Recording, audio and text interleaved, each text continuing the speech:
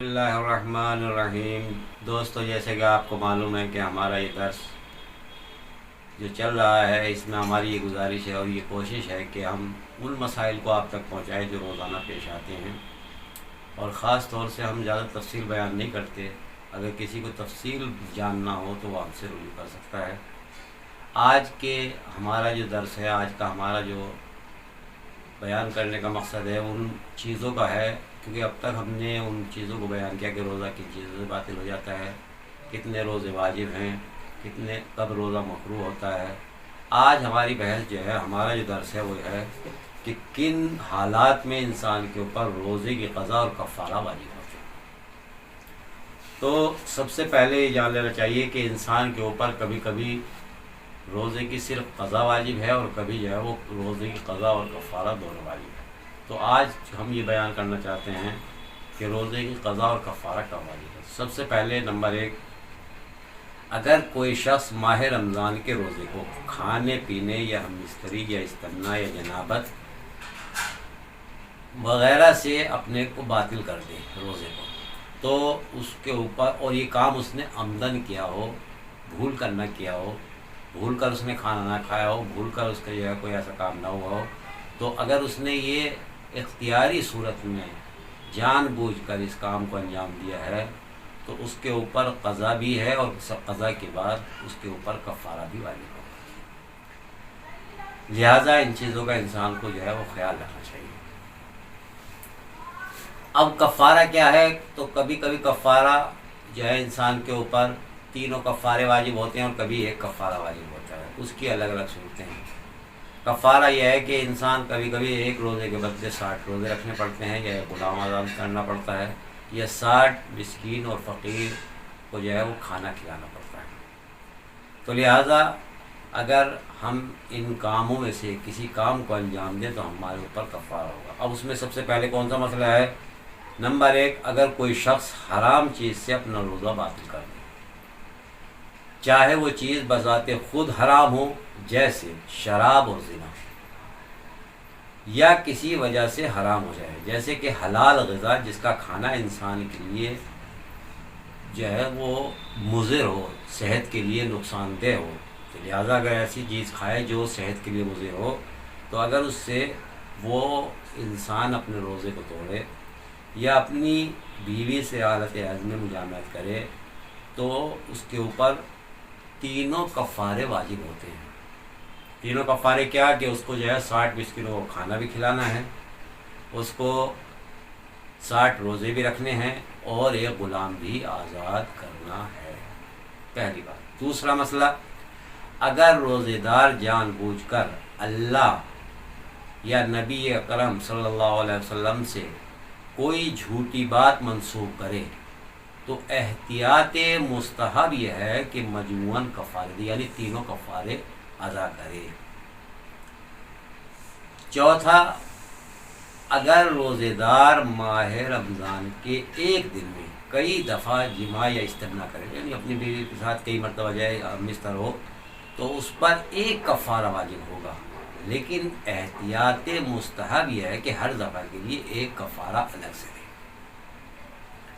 پانچواں کیا ہے؟ اگر روزے دار رمضان کے دن میں جماع اور استمنا، یعنی الگ الگ 2 کام کرے،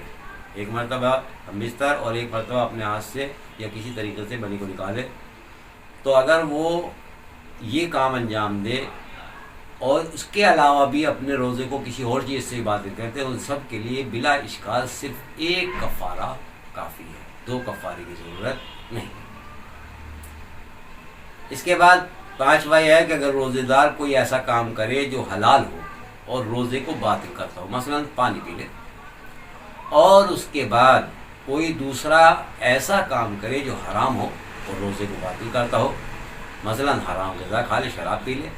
تو ایک کفارہ کافی ہے۔ اسی طریقے سے اگر روزے دار ڈکار لے اور کوئی چیز اس کے منہ میں آ جائے،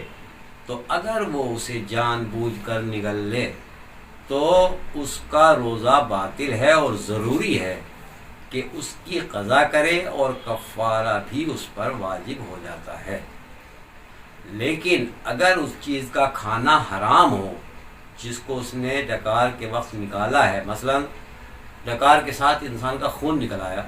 اور اس نے عمدن اس غذا کو یا اس چیز کو جو حرام تھی اور خون میں مل گئی تھی اس کو اپنے اندر واپس لے لیا جان بوجھ کر، تو اس روزے کی قضا بھی بجا لائے اور احتیاط مستحب کی بنا پر تینوں کفارے بھی ادا کرے، یعنی اس کی قضا اور تینوں کفارے یعنی 60 روزے اور 60 مسکینوں کا کھانا اور ایک غلام آزاد کرے۔ اسی طرح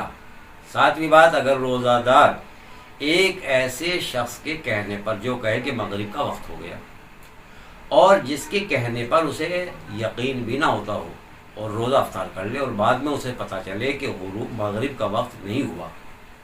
یا شک کرے کہ مغرب کا وقت ہوا ہے یا نہیں، تو اس پر قضا اور کفارہ دونوں واجب ہیں۔ مثلا اگر ایک انسان نے ایسے انسان کی بات پر عمل کیا جس کا قول پر اس کو یقین نہیں تھا اور پھر بھی اس نے روزے کو جو ہے کھول لیا، تو اس کے اوپر قضا اور کفارہ دونوں واجب ہیں۔ اسی طرح جو شخص جان بوجھ کر اپنا روزہ باطل کر لے، اگر وہ ظہر کے بعد سفر کرے یا کفارے سے بچنے کے لیے ظہر سے پہلے سفر کرے، تو اس پر سے کفارہ ثابت نہیں ہوگا، یعنی اس کو کفارہ دینا پڑے گا۔ یہ نہیں کہ اس نے روزہ باطل کر لیا تو وہ جو ہے یہ بہانہ کر کے کہ میں سفر پہ چلے جاؤں گا اور سفر میں روزہ رکھنا جو ہے انسان کے اوپر واجب نہیں ہے تو لہٰذا وہ بچنے کے لیے سفر کر لے، تو نہیں۔ اگر باطل کرنے سے پہلے ایسا کام کرتا تو ممکن ہے، لیکن باطل کرنے کے بعد اگر انسان ایسا کام انجام دے تو اس کی یہ عذر قبول نہیں ہے، اس کے اوپر کفارہ بھی واجب ہے۔ اگر کوئی شخص جان بوجھ کر اپنا روزہ توڑے اور اس کے بعد کوئی عذر پیدا ہو جائے، مثلا کسی عورت کو جو ہے حیض یا نفاس ہو جائے، بیمار ہو جائے، تو احتیاطی مستحب ہے کہ کفارہ دے، کیونکہ اس نے روزہ پہلے توڑا ہے اور یہ مرض جو ہے بعد میں لاحق ہوا ہے۔ اگر ایک روزے دار ماہ رمضان میں اپنی روزے دار بیوی سے جمع کرے تو اگر اس نے بیوی کو مجبور کیا ہو تو اپنے روزے کا کفارہ اور احتیاط کی بنا پر ضروری ہے کہ اپنی بیوی کے روزے کا کفارہ بھی ادا کرے، اور اگر وہ جمع پر راضی ہو تو ہر ایک پر ایک کفارہ واجب ہوگا۔ لہٰذا ان چیزوں کا ہمیں خیال رکھنا چاہیے۔ انشاءاللہ باقی بعد میں۔ السلام علیکم ورحمۃ اللہ وبرکاتہ۔